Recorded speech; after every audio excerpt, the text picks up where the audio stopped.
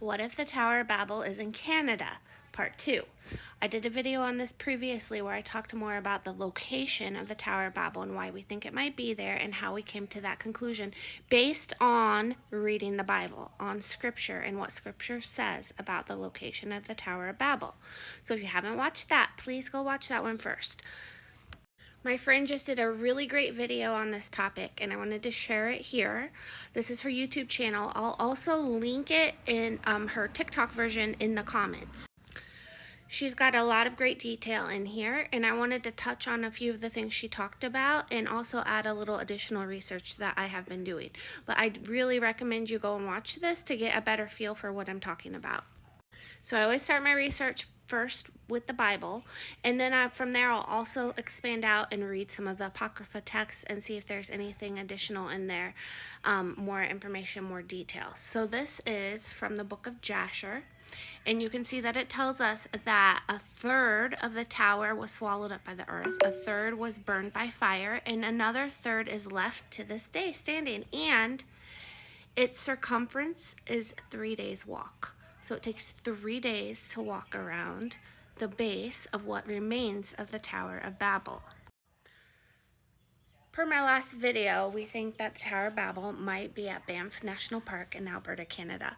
So if you draw a base around this mountain area where we think the Tower of Babel stood, you will see that it's exactly roughly 60 miles. So an able-bodied man traveling on foot, general rule of thumb is you're going to make about 20 miles a day on average. So as you can see, this equals right around 60 miles. So it fits that parameter exactly.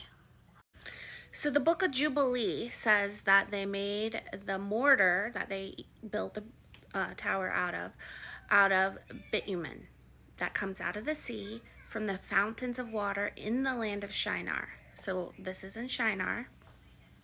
So I even double checked on the translation of bitumen. Bitumen, the word used in Hebrew is this, I don't know how to say it, shamar. And the same word is used in Jubilee that is used in the book of Genesis. So the same word is used to describe the pitch or the bitumen that they used to build the tower with. It's consistent with the Bible.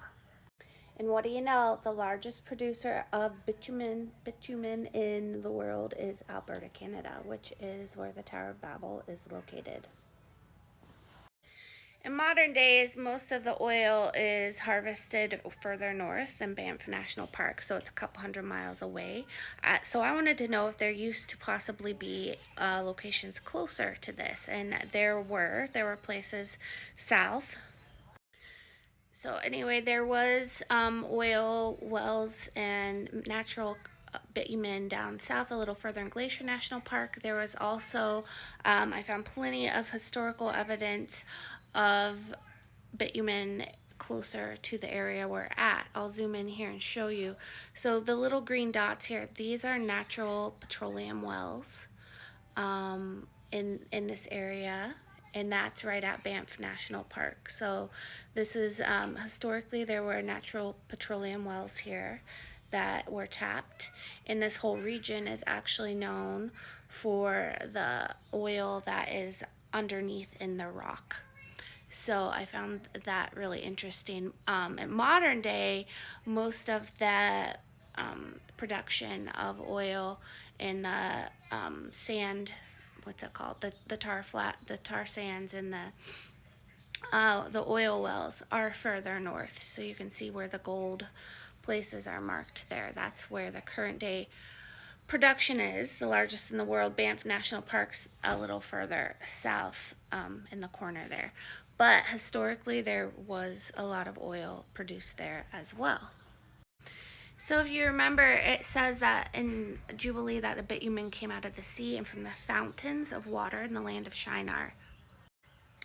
So here is what natural bitumen seep looks like. It bubbles up out of the earth, often around water as well.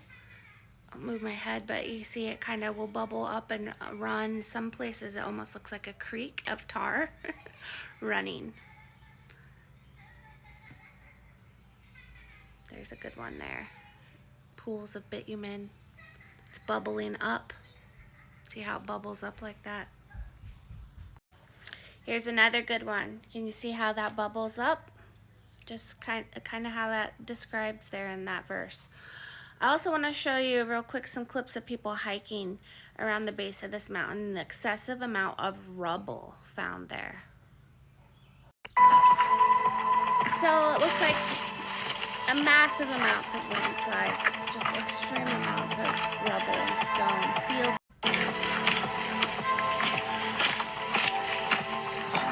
And I know there's lots of rocks and mountains. I just thought that was pretty interesting. Just wanted to share those little clips with you.